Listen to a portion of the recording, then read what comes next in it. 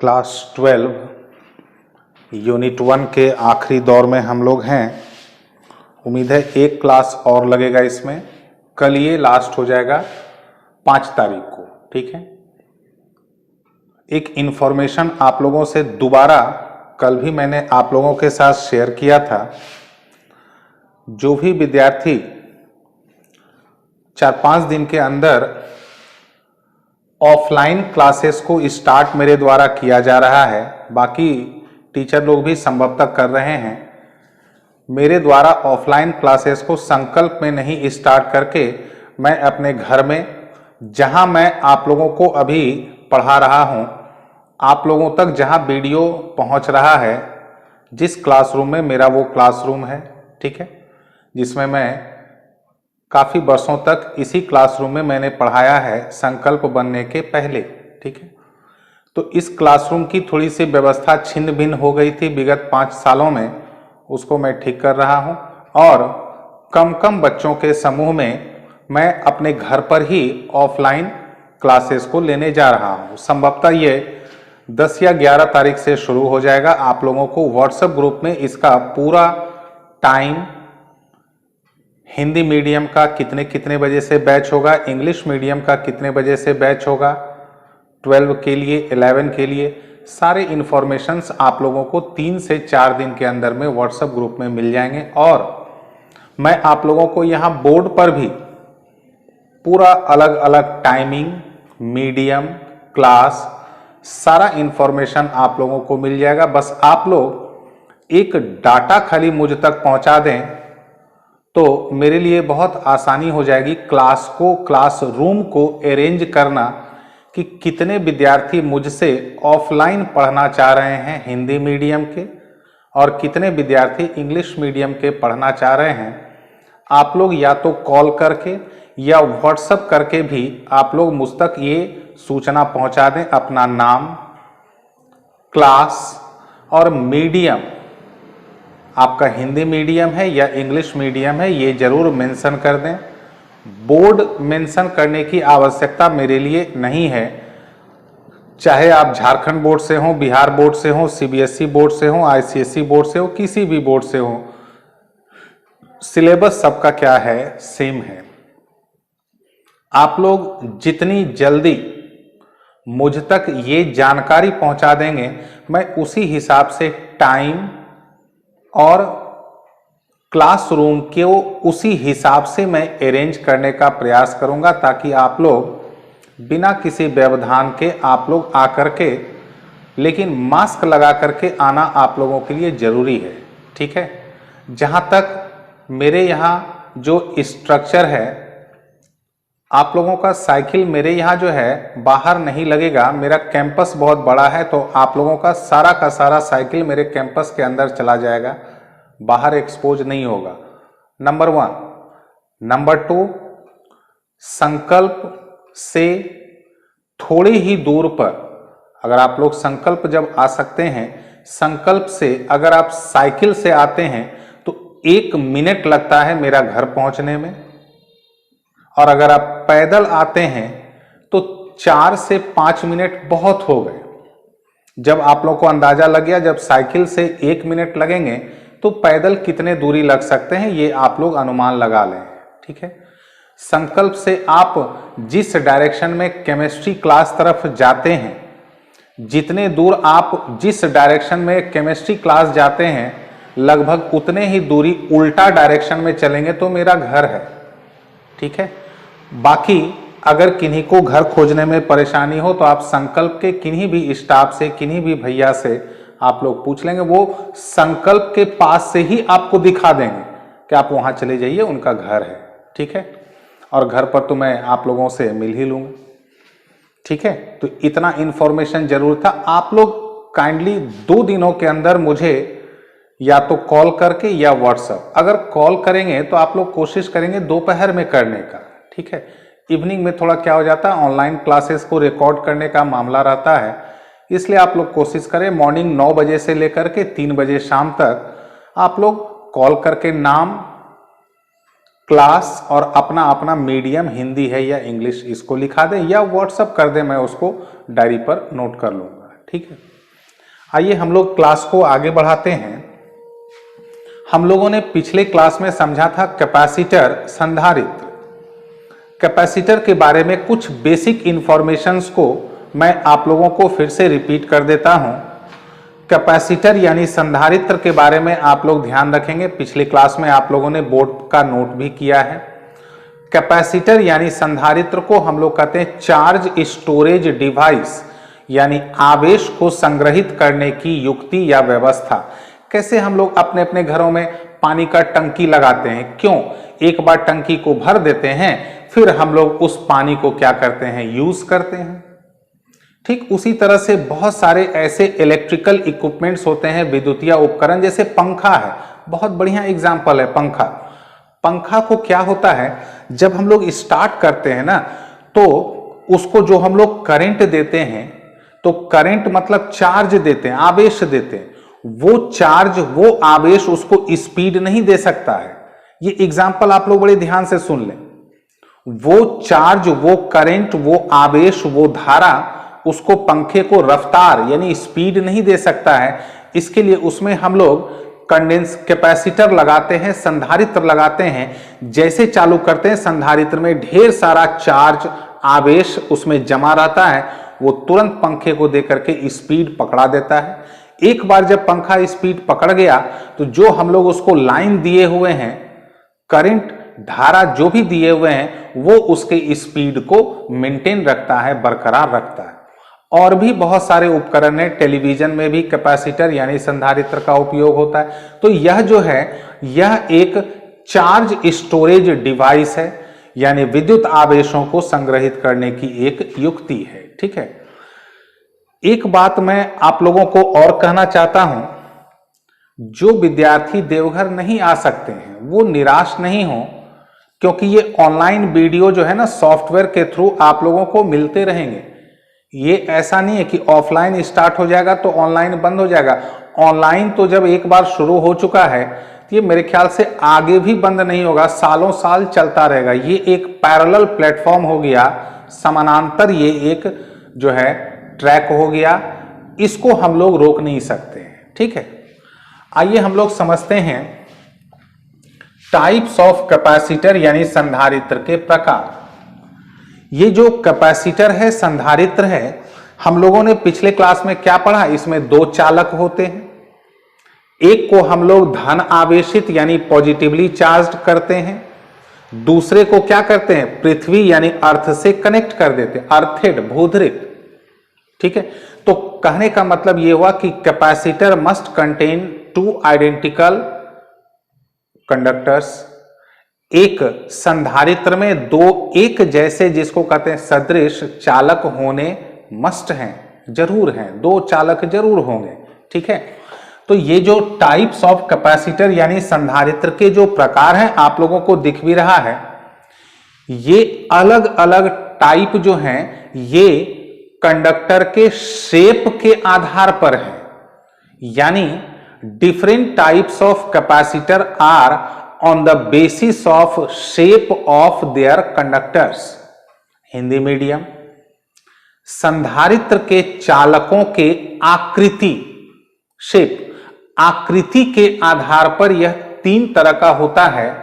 अगर दोनों चालक अगर समतल प्लेट के रूप में एक दूसरे के समानांतर हुआ, यानी if both conductors are in the shape of plane plates situated parallel to each other, then such capacitor is called parallel plate capacitor.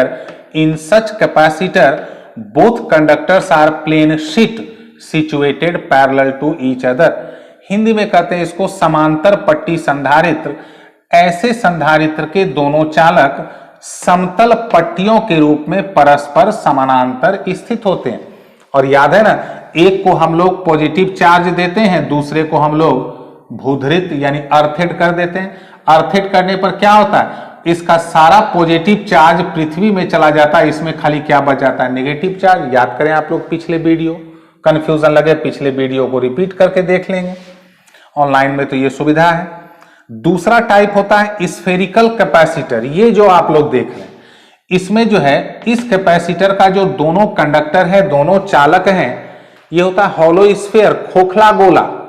लेकिन दोनों एक गोला के ऊपर दूसरा गोला, यानी दोनों का सेंटर केंद्र एक ही होता है, जिसको कहते हैं कॉन्सेंट्रिक सौकेंद्रीय। In such capacitor both conductors are hollow spheres of different radii. आप लोगों को दिख ही रहा है, अलग अलग रेडियस का है। Situated concentric to each other. गोलीय संधारित्र, ऐसे संधारित्र में दोनों चालक खोखले गोले के रूप में परस्पर सौकेंद्रीय स्थित होते हैं, जिनकी त्रिज्याएं भिन्न भिन्न होती हैं। और तीसरा है सिलिंड्रिकल, बेलनाकार। इसमें दोनों जो कंडक्टर है, दोनों चालक है, हॉलो सिलेंडर, खोखला बेलन, एक सिलेंडर के ऊपर दूसरा सिलेंडर। कमर्शियली जो है यही यूज होता है पंखा वगैरह में। आप लोग कुछ को विद्यार्थी को एक्सपीरियंस होगा, कैपेसिटर को दुकान में हम लोग कैपेसिटर कम यूज करते हैं, मार्केट में इसको बोलते हैं कंडेंसर। अगर आप लोग कैपेसिटर दुकान वाले को बोलेंगे तो हो सकता है कंफ्यूज कर जाए, और अगर संधारित्र अगर आप लोग मांग लेंगे, हो सकता है वो भगा भी दे दुकान वाला। इसलिए मार्केट में इसका जो नाम है वो है कंडेंसर। ठीक है, यही ज्यादातर यूज होता है। इसमें सिलिंड्रिकल यानी बेलनाकार, इसमें दोनों कंडक्टर होते हैं हॉलो सिलेंडर यानी खोखले बेलन। दोनों का लंबाई सेम होता है, दोनों का लेंथ सेम होता है, लेकिन रेडियस डिफरेंट, और एक्सिस जो है दोनों का सेम होता है, कोएक्सियल, समाक्षीय। तो cylindrical capacitor, in such capacitor both conductors are hollow cylinders of same length but different radii situated coaxially. बेलनाकार संधारित्र, ऐसे संधारित्र में दोनों चालक समान लंबाई परंतु भिन्न भिन्न त्रिज्या के खोखले बेलन के रूप में समाक्षीय स्थित होते हैं।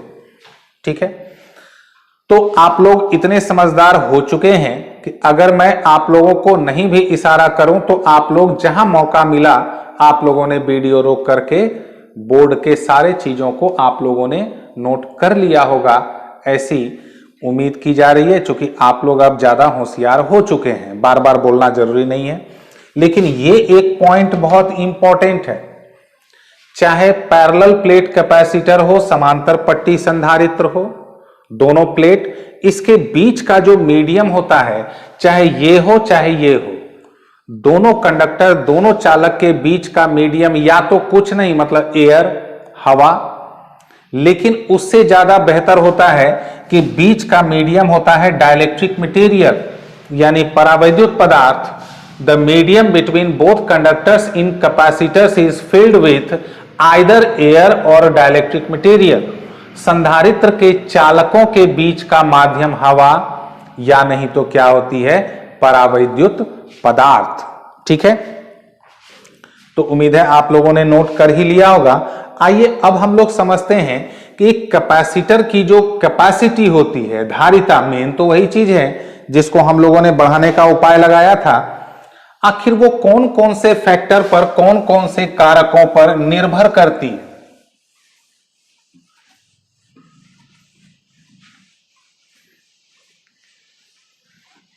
तो उम्मीद है आप लोगों को स्टार्टिंग में जो भी इंफॉर्मेशन दिया गया, मैं एक बार फटाफट उसको रिपीट कर दे रहा हूं बोर्ड को मिटाते मिटाते।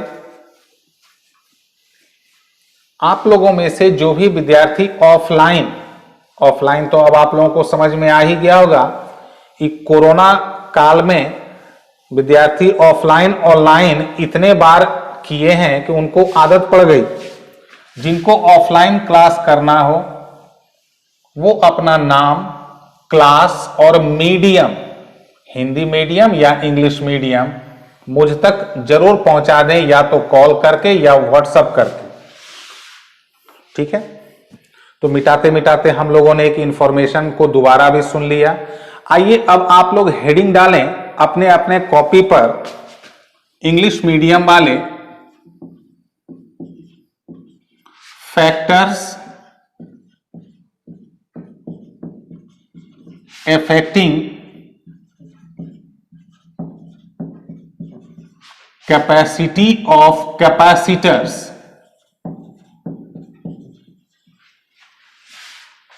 यानी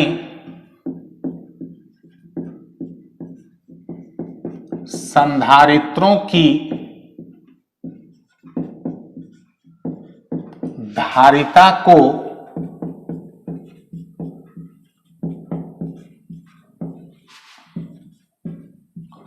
प्रभावित करने वाले कारक।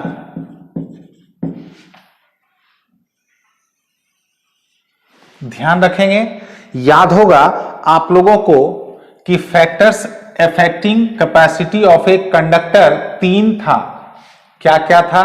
सरफेस एरिया पृष्ठ क्षेत्रफल नंबर 1, मटेरियल यानी पदार्थ नंबर 2, और नंबर 3 था उसके आसपास के मीडियम का परमिटिविटी यानी विद्युतशीलता।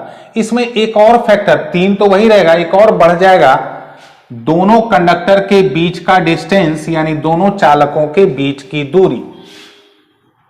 तो number 1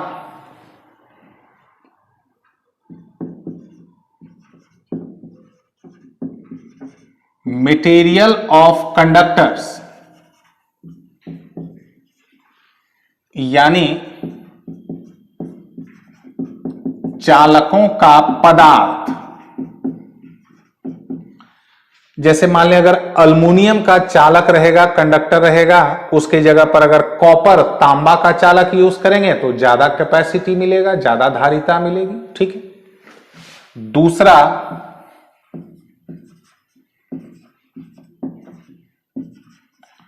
surface area of conductors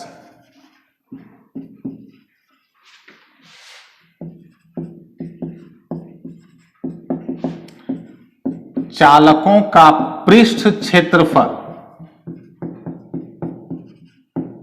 यहां पर मैं एक रिलेशन लिख देता हूं, उसको आप लोग नोट कर लेंगे। C डायरेक्टली प्रोपोर्शनल होता है ए हो गया एरिया, सरफेस एरिया, यानी capacity directly depends upon surface area.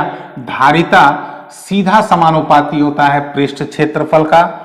Conductor का, चालक का जितना ज्यादा सरफेस एरिया रहेगा उतनी ज्यादा उसकी कैपेसिटी मिलेगी। स्वाभाविक है, बड़ा आकार होगा तो कैपेसिटी ज्यादा मिलेगा। तीसरा,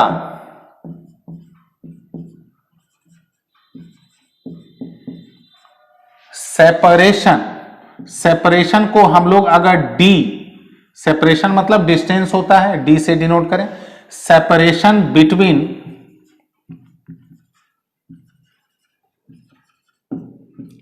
कंडक्टर्स यानी चालकों के बीच की दूरी, इसका रिलेशन है दोनों कंडक्टर, दोनों चालक के बीच जितना ज्यादा गैप होगा धारिता यानी कैपेसिटी उतनी कम होगी। तो इनवर्सली रिलेटेड है, व्युत्क्रमानुपाती है। और चौथा,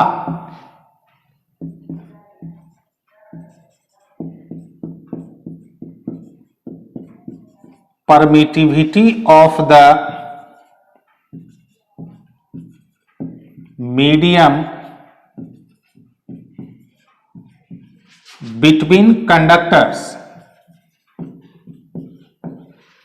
यानी चालकों के बीच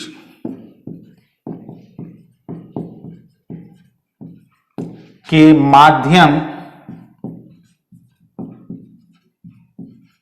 की विद्युतशीलता, इसका भी रिलेशन मैं आप लोगों को बतला दूं। C डायरेक्टली प्रोपोर्शनल होता है एप्सिलॉन। एप्सिलॉन जितना ज्यादा होगा यानी दोनों कंडक्टर के बीच के मीडियम का परमिटिविटी यानी विद्युतशीलता जितना ज्यादा होगा धारिता उतनी ही अधिक मिलेगी। ठीक है, तो ये 4 फैक्टर आप लोग ध्यान में रखेंगे। एग्जाम के लिए ये जो इस बोर्ड पर जो लिखा हुआ है ये बहुत बहुत बहुत महत्वपूर्ण है। तो आप लोग इसको बड़े अच्छे तरीके से अपने अपने कॉपी पर नोट करेंगे। कुछ विद्यार्थी इतने अच्छे तरीके से नोट करते हैं कि देख करके बहुत खुशी होती है। ठीक है। वही कुछ विद्यार्थी क्या करते हैं, अच्छा कल करेंगे परसों करेंगे, इस चक्कर में उनका सब्सक्रिप्शन खत्म हो जाता है और बाद में जब वीडियो गायब होता है तब वो कहना शुरू करते हैं सर मेरा ये छूट गया, मेरा वो छूट गया। जिनका वो छूटता है इसका मतलब है कि वो डेली का डेली क्लास नहीं करते हैं, ये सोच करके अच्छा करेंगे, इस लेकर के मैं उनके द्वारा बोले गए बातों पर ज्यादा ध्यान नहीं देता हूं। मेरा छूट गया, छूट कैसे जाएगा। अब आपको अपने सब्सक्रिप्शन का डेट अगर याद नहीं है कब खत्म हो रहा है तो फिर आप लोग फिजिक्स को क्या याद रखें। इसलिए इस तरह के विद्यार्थियों के साथ मेरी सहानुभूति कम होती है। बाकी कुछ विद्यार्थी के साथ थोड़ी मजबूरी हो जाती है नेटवर्क को लेकर के, ठीक है। जहां तक जो भी विद्यार्थी इस तरह के परेशानी को बताते हैं, मेरी कोशिश रहती है मैं उनको व्हाट्सएप पर अलग से वीडियो का लिंक भी दे देता हूं, लेकिन जो जेन्युइन केस होता है उसी में।